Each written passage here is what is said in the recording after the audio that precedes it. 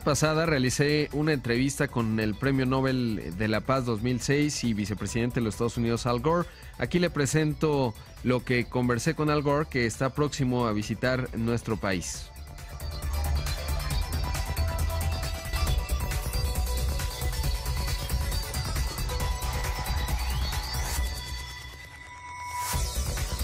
Da mucho gusto tener esta mañana a una de las figuras más emblemáticas en las últimas décadas en materia de cambio climático, obviamente un hombre de una gran estatura en términos de la trayectoria que lo ocupa y sobre todo la lucha que está dando, el vicepresidente Al Gore, Premio Nobel de Economía, Premio Nobel de la Paz 2006. Mr. Al Gore, thank you very much for taking this interview. Buenos días y gracias, and forgive me for speaking in English. My Spanish is not good enough, and I apologize. No, not at all. Don't worry. And my first question will be in terms of the climate change agenda. After the leadership of the White House has rejected the Paris Agreement, what are the adjustments that the climate change agenda need to make in order to address this new landscape? Well, the landscape has not changed as much as many feared it would. First of all, under international law and U.S. law, the first day on which the U.S. Could withdraw from the Paris Agreement legally is the day after the next presidential election. So we are still in the agreement here in the United States. And if there is a new president could simply give 30 days notice and the U.S. would be right back in the agreement. The second point is that the response to Donald Trump's speech last year proposing a future withdrawal from the Paris Agreement was not what many had feared either. Actually, in the aftermath of his speech, the very next day, every other country in the world reaffirmed its support. Many increased their commitments. And within the U.S., many of our largest states, including California and New York and others, and hundreds of cities and thousands of businesses said that they will all remain in the agreement. And we are now on track in the U.S. to exceed the commitments for reductions that we promised in the Paris Agreement. Bueno, pues ahí escuchamos, le preguntaba cómo adaptarse bajo el nuevo liderazgo de la Casa Blanca que rechazó el Acuerdo de París, cuáles son los ajustes que se tienen que hacer para afrontar este nuevo panorama. Me dice que el panorama no ha cambiado tanto como algunos pensaron que lo haría. Primero, bajo las leyes internacionales y de Estados Unidos, el primer día en el que la nación puede salirse del Acuerdo de París, me dice, legalmente es el primer día de la próxima elección presidencial, así que seguimos dentro del acuerdo. Dice, si hay un nuevo presidente, podría dar aviso con 30 días de anticipación y estaremos nuevamente dentro del acuerdo. El segundo punto es que la respuesta al discurso de Donald Trump del año pasado, no fue lo que muchos esperaban. En realidad, pues muchos países incrementaron sus compromisos. Aquí Estados Unidos, en muchos de los estados grandes en la Unión Americana, California, Nueva York y otros, y cientos de ciudadanos y miles de negocios, todos se mantuvieron en el acuerdo. Así que dice, estamos en el camino para exceder los compromisos prometidos a cumplir en el Acuerdo de París.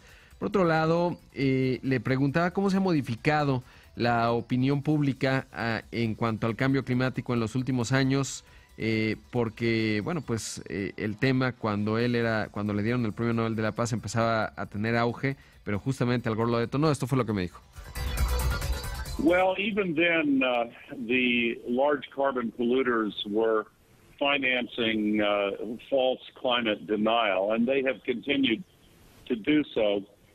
But in the campaign of 2016, there were many factors that led to Trump's victory in the Electoral College. But climate was really not one of the issues that helped him. In fact, a majority of Republican voters disagree with Trump on the climate issue.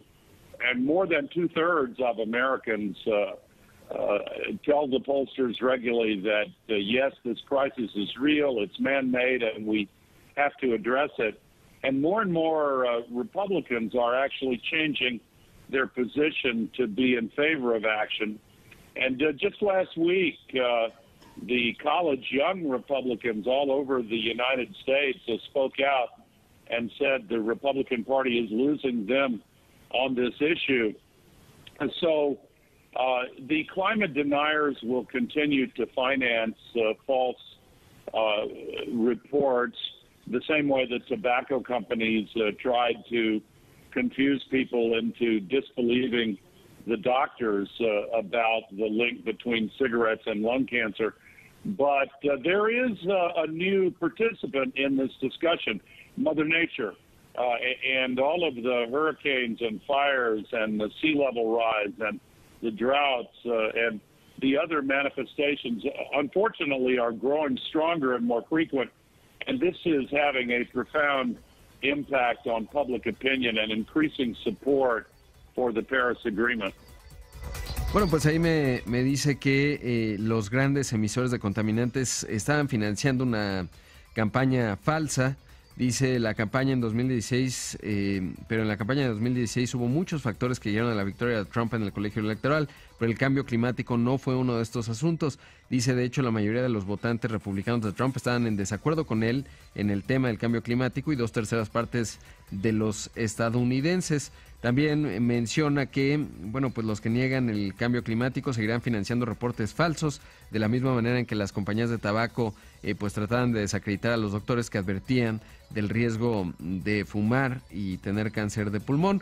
Pero menciona algo muy interesante, dice, la madre naturaleza se ha convertido en un nuevo participante porque hay nuevas sequías, incendios, huracanes que se hacen cada vez más frecuentes y esto ha tenido un impacto significativo en la opinión pública.